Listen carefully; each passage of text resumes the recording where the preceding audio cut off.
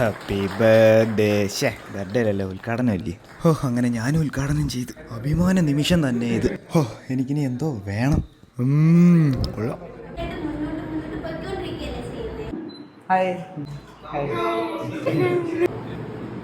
Hi ചേട്ടാ, ആ നിൽക്കുന്ന ചേട്ടനേതാ? അതെൻ്റെ അകന്നൊരു ബന്ധുവാണ്.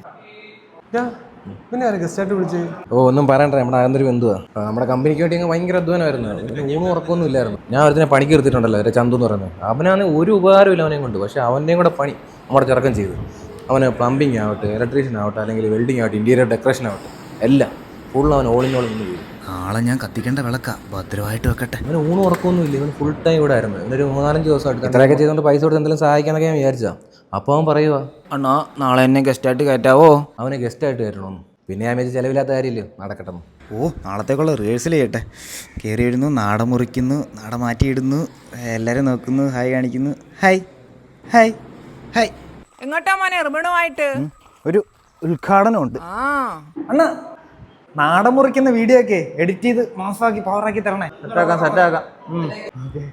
പാട്ട് എന്നിലെരിഞ്ഞു തുടങ്ങിയ തീക്കല്ലിന് പടന്ന് പിടിച്ചതുപോലെ തളരുകില്ലൊരു ശകലവും ശകലമില്ലൊരു തളരലും. തീയിൽ വാർത്തു വെച്ചെടുത്തിന്റെ ആയുധത്തിന്റെ മൂർച്ചയൊന്ന് കൂട്ടണം. V for victory.